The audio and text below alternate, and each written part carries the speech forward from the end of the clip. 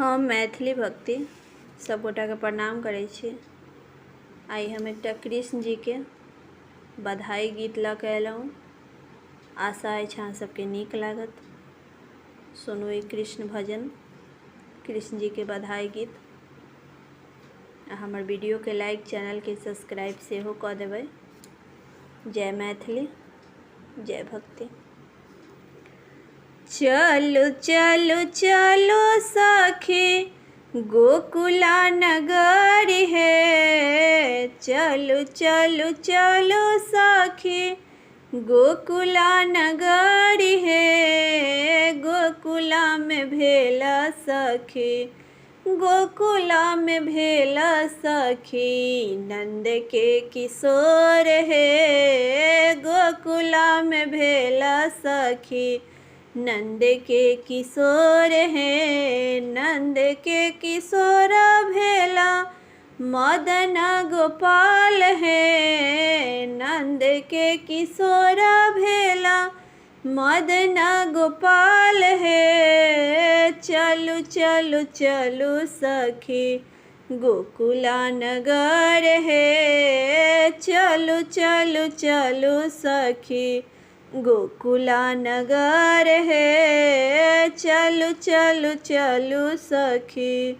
मथुरा में जन्म लेला कंस के राजेल में। मथुरा में जन्म लेला कंस के राजेल में। वासुदेव धाये गेला, वासुदेव धाये गेला यशोदा के घर में। वासुदेव धाये गेला यशोदा के घर में। चलू चलू चलू सखी गोकुला नगर है। चलू चलू चलू सखी गोकुला नगर है। गोकुला में देखब सखी, गोकुला में देखब सखी नंद के किशोर है। गोकुला में देखब सखी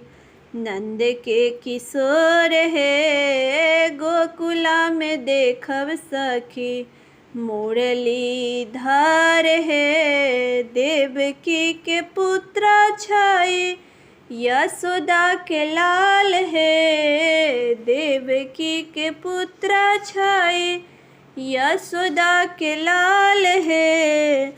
विष्णु के स्वरूप छाई, विष्णु के स्वरूप छाई मदन गोपाल है। विष्णु के स्वरूप छाई मदन गोपाल है।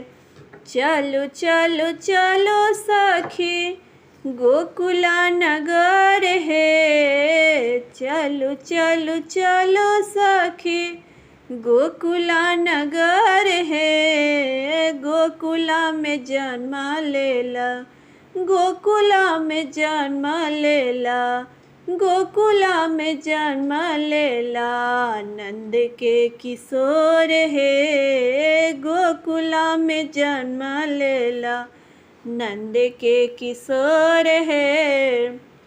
कैसे घुंघराला छाए मुँह मुस्कान है। कैसे घुंघराला छाए मुँह मुस्कान है।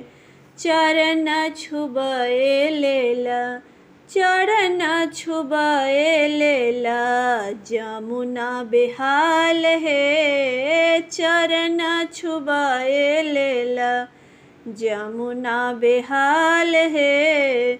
चलू चलू चलू सखी ना, चलू चलू चलू सखी गोकुला नगर है। गोकुला में देखब सखी, गोकुला में देखब सखी नंद के किशोर है। गोकुला में देखब सखी नंद के किशोर है। नंद बाबा लुटाबै छथि अन्न धन सोन है। नंद बाबा लुटाबै छथिन अन्न धन सोन हे। यशोदा लुटाबै छथ, यशोदा लुटाबै छथ हाथ के कंगन हे। यशोदा लुटाबै छथ हाथ के कंगन हे।